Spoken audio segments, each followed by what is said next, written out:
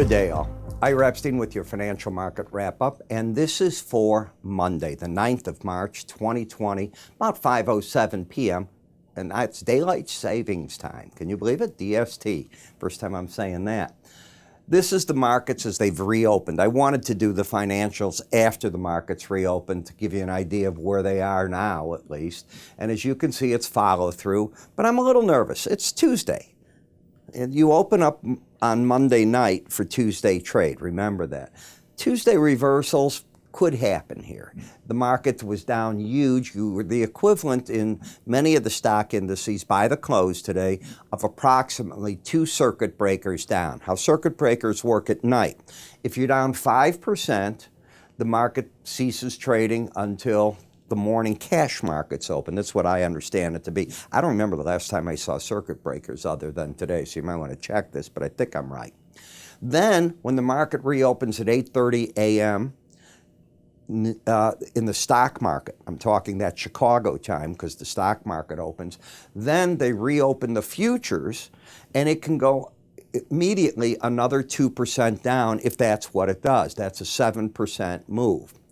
After that, it ceases trading if it goes down that 7%. It waits 15 minutes for the next circuit breaker, which is a 13% total move, and you can go to a 20 and then trading basically ceases. The markets worked today for the circuit breakers. Haven't seen them since these. I thought they were narrower years ago. I haven't seen them in so long that I frankly forgot about it. But once I saw them happening, you go and you look them up. So the idea there is to get traders a chance to rethink. What are they doing? Bring some liquidity in. And there's ways to place orders. You can't always sell it, limit down if that's what you're trying to do, or buy if it were limit up on a circuit breaker. So you might want to check with your broker. That's what our staff does for you. But we're following through. Now understand what's going on. The COVID-19 situation in Italy got worse this afternoon. After the markets closed, I read an AP report where now the whole country, all of Italy, is basically into quarantine's not the right word because it's a democracy. It's more into a lockdown mode. The Prime Minister is angry that young people are out, be it in the southern part, in bars and restaurants while this disease is running around. So instead of just northern Italy, he's putting all of Italy into this, where if you go to work, why do you have to go to work? Why can't you work from home? Cafes and everything, as I understand it, and this was the AP report I read, they have to close at dusk. So you can imagine what it's going to do to the economy. It's going to contract it, but it's an effort to get the COVID-19 under control. What's going to happen in America is these test kits hit now, and everybody starts getting tested this week. I can't imagine it's good, but that's just me. Then you get into a trade war battle on the oil prices. But it's not just the Saudis and Russia. It's the U.S. Why? We've grabbed market share through our fracking and so on at the expense of everyone, and Russia finally said enough. We have enough cash over the past 10 years where we can afford to not agree with OPEC and not do the deal. So the reaction of the Saudis to cut prices on Saturday by $6 to $8 a barrel for the month of, I believe it's April, and the immediate market reaction, basically a crash today, a 20% decline in many markets. You might ask, why is natural gas up? Because, I mean, I'm not saying it should be up for May necessarily, but I understand the logic. When you stop fracking and stop the oil production, gas is a byproduct. Well, at $30 a barrel, I don't think American frackers last very long. I think that a number of them have to shut down. I think $40 a barrel is probably closer to a break even for the better positioned ones, but we'll see. So when you come to the S&P, what do you call this? It's not a crash, it's a vertical price decline. That's the right word. From 33.81 now down to 2,700. Now, how long ago were we at an all-time high on a closing price? I know this seems odd. Today's what? March 9th. February 14th on Friday, that was the high close on a weekly basis. And all the market has done since then is give you this monstrous decline into, I guess some would call it bear territory in the market. When we look at the daily bar chart, you're down right now 1.7%. You were down during the day today alone 7% plus. So just add where you're at from all this, a pretty nasty decline. It did something else too. Prior to this, I was able to measure at least a projected Fibonacci from this high to this low to get a 50% correction or a 1/3, and the market did that. The key was what was going to happen on the next test. And Friday, no way to know. I was on Fox Business today, and I made a statement. I'm going to live with it. I think that going right now in for the next several weeks, every single weekend is a nightmare for us. We don't know how many cases of COVID are going to come out, where the market's going to carry you, but I'll bet, that's what I am, I'm a professional, if you will, at this. I'd bet that if you put out 1 million cases, you don't get 0 results back. And I'm talking the test kits. What does that do? That's all that I'm saying. So I understand the pressure on the market. It's pricing in the eventual results. We have lower highs, lower lows. Another thing going on. You know, the Fed's trying to soothe the market. Why?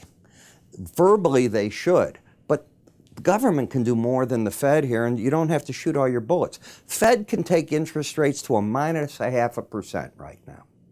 It's not going to stop the spread of the COVID-19. That's my point. That's all that my point is.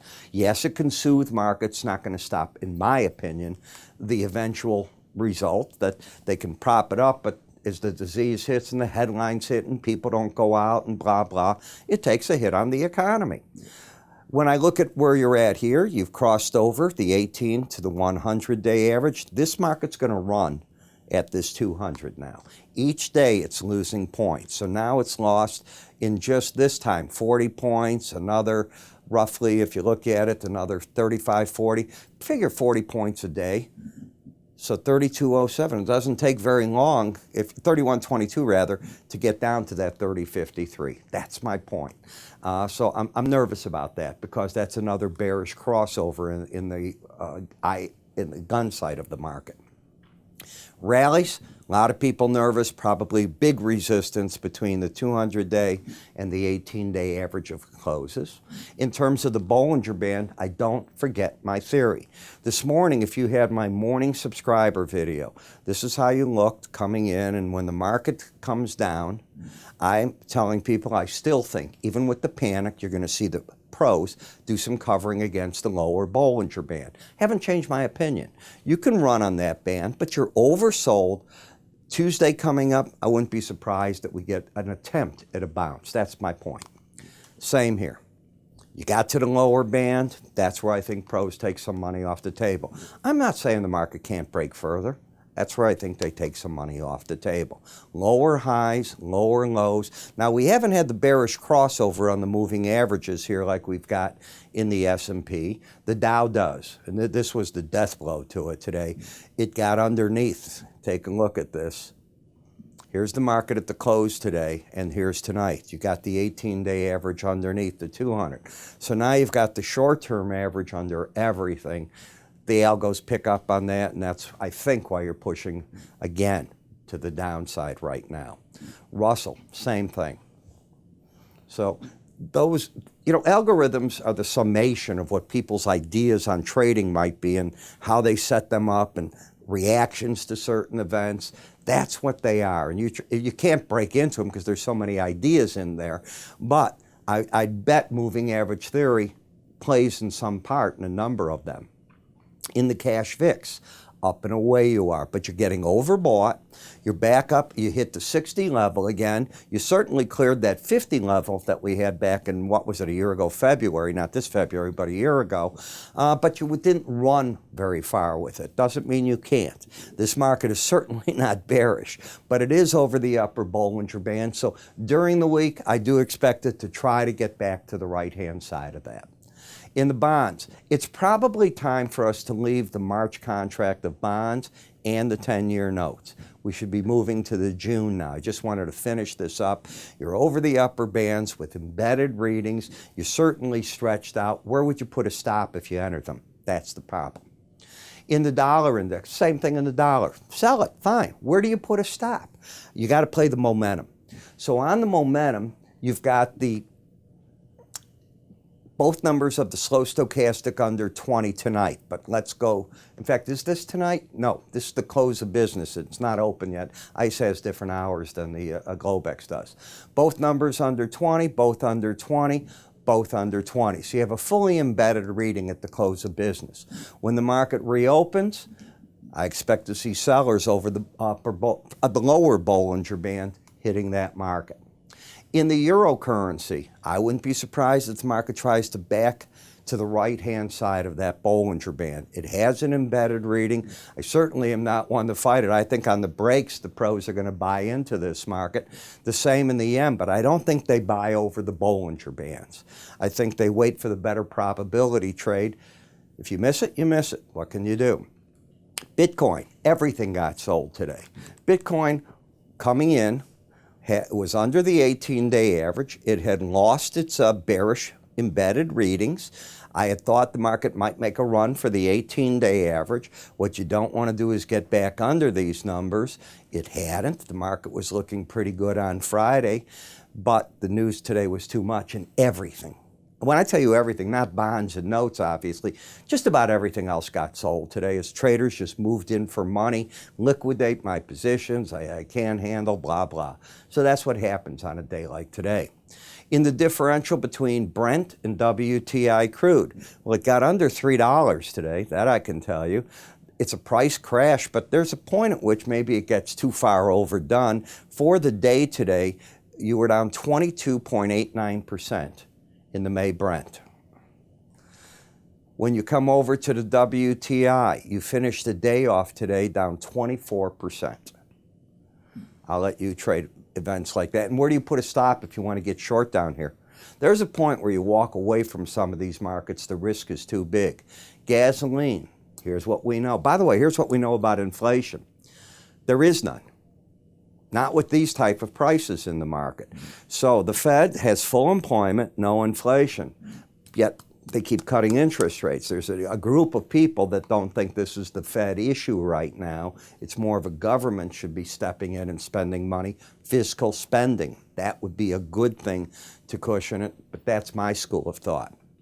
In any case, as the market's trying to get here, wouldn't be surprised this week if you make a run over the upper Bollinger Band. And in the Nat Gas, as I said, this rally's powerful enough where you just ended the downtrend. You have been sitting here in a constant pace of lower highs, lower lows.